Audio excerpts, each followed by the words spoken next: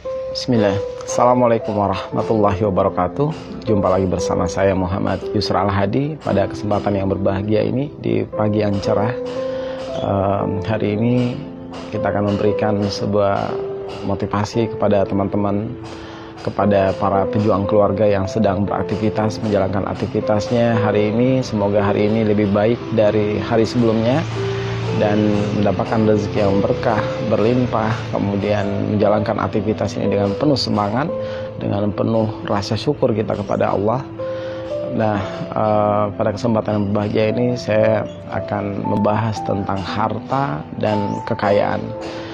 Nah, terkait tentang harta dan kekayaan ini, banyak orang dalam membahas tentang harta dan kekayaan ini seperti kita membahas dua sisi mata uang atau koin, yang di sisi yang lain orang menilai bahwasanya harta atau kekayaan merupakan sumber masalah, bahkan di sisi yang lain orang menilai bahwasanya dengan uang akan menyelesaikan masalah. Kemudian sering kita dengar istilah uang tidak dibawa mati, namun rasanya mau mati kalau kita tidak punya uang. Kemudian uang bukanlah segalanya, tapi segalanya butuh uang. Nah, ini adalah istilah-istilah yang sering kali kita dengarkan di masyarakat kita. Nah, dalam perspektif saya sebagai seorang muslim, saya menilai dalam penilaian saya tentang harta dan kekayaan ini, sebagai seorang mukmin kita harus memiliki itqan, yaitu pencapaian, teliti, hati-hati, sepenuh hati, bermutu tinggi, sulit tersaingi. Nah, ini adalah target kita sebagai seorang muslim untuk menjadi yang lebih baik. Kemudian kita akan memiliki mental kaya. Bagaimana kita memiliki target pencapaian kaya atau kaya raya. Nah, tentunya harta-harta yang kita miliki dari sumber yang halal, kemudian kita gunakan di jalan yang halal, insya Allah ini akan mendatangkan kemaslahatan. Seperti dijelaskan bahwasanya sebaik-baik manusia bermanfaat bagi manusia yang lainnya, khairun nas anfa'uhum linnas. Kemudian Nabi kita sering kali memotivasi para sahabatnya untuk menggunakan harta mereka di jalan Allah. Para sahabat dimotivasi oleh baginda Rasulullah ketika sumur dikuasai oleh kaum Yahudi pada saat masa kekeringan, kemudian sumur dengan harga yang tidak make sense, artinya harga yang tidak masuk di akal.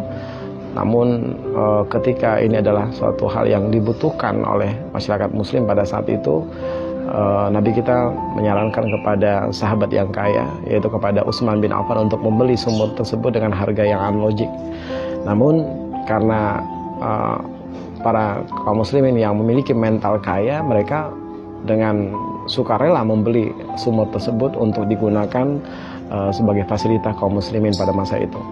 Kemudian kita juga mendengar bahwasanya sahabat Abdurrahman bin Auf merupakan adalah orang yang terkaya di zaman Nabi.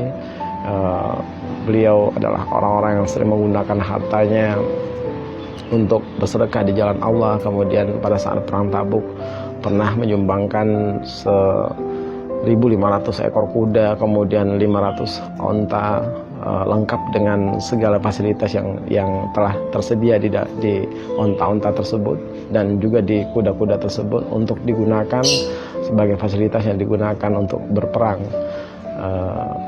di jalan Allah. Nah, berbicara tentang harta dan kekayaan ini adalah suatu hal yang sangat memiliki sebuah target, bahwasanya dalam agama kita terkait tentang amalan-amalan dan ibadah ini menuntut harta. Kita dianjurkan untuk bersedekah, berkorban, berhaji, umroh, menyantuni anak yatim, kemudian menyantuni kaum duafa, orang-orang yang tidak mampu, kemudian membangun masjid, membangun pesantren, dan membangun infrastruktur yang digunakan untuk kemaslahatan umat. Nah, ini adalah target-target pencapaian yang harus kita miliki.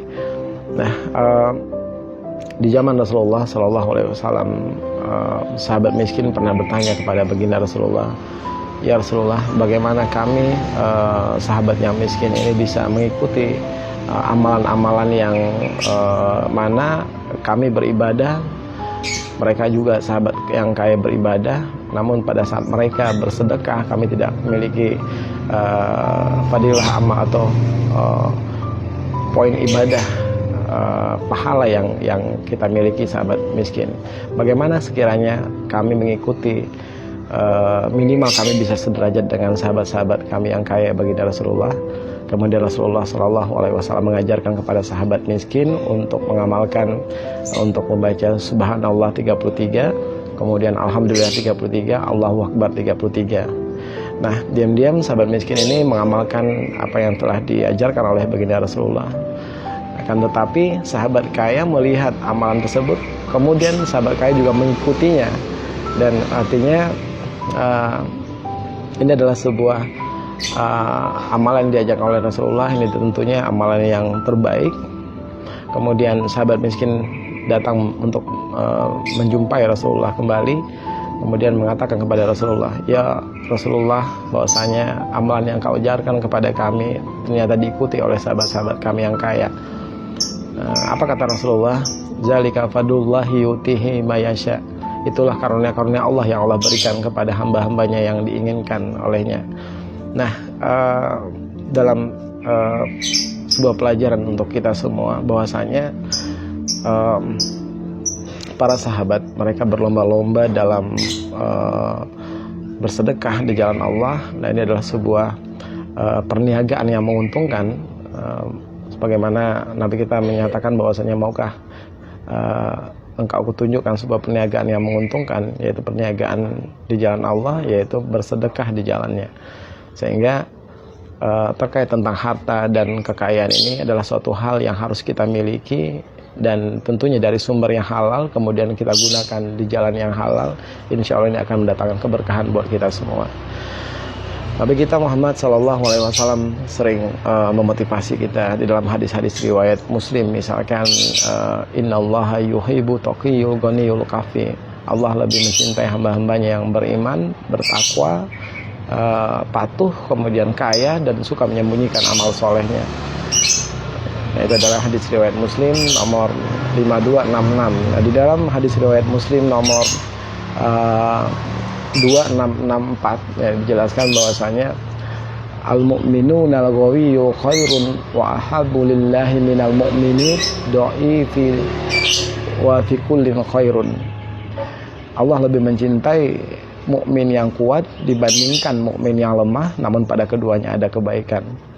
Nah, ini sebuah pelajaran untuk kita, bahwasanya mukmin yang kuat ini lebih dicintai oleh Allah. Bukan berarti untuk mukmin yang lemah tidak dicintai. Namun dalam seorang yang memiliki harta, kekayaan, fisik yang kuat, penafkahan yang kuat, dan memberikan serta bersedekah di jalan Allah, ini adalah suatu kebaikan dan tentunya mendatangkan manfaat dan kemaslahatan umat. Nah, inilah yang harus kita miliki, bahwa target pencapaian kita itu adalah kaya atau kaya raya. Nah, agama kita tidak pernah tabu membahas tentang harta. Bahkan harta yang dimiliki oleh seseorang yang beriman, sebagaimana dijelaskan dalam hadis riwayat Ahmad, ni'mal malu soleh wa rajul soleh. Sebaik-baiknya harta yang soleh dimiliki orang yang soleh. Kemudian berjuanglah dengan harta dan jiwa, bi amwalikum wa anfusikum. Kenapa harta lebih diutamakan dibandingkan jiwa? Karena pada saat harta dimiliki oleh orang-orang yang memiliki jiwa ini, ketika dia sudah tidak ada lagi di dunia ini, maka harta-harta tersebut akan bermanfaat kepada 3W, wakaf, wasiat, waris. Nah, semua ini dijelaskan secara rinci dan komplit di dalam Al-Quran, bahkan juga di dalam hadis-hadis Nabi, bahwasanya bagaimana aturan-aturan dalam syariat untuk dalam urusan wakaf, urusan wasiat, kemudian urusan waris. Nah, semuanya dijelaskan secara rinci tentang pembagian-pembagian yang diatur di dalam kaidah-kaidah kita dalam agama Islam. Nah, sebagai seorang mukmin, nah tentunya kita harus memiliki target yang besar, impian besar, harapan besar, dan insya Allah apa yang kita impikan ini dan ini akan menjadi kenyataan dan insya Allah akan mendatangkan kemaslahatan kepada orang-orang di sekitar kita. Terima kasih dari saya.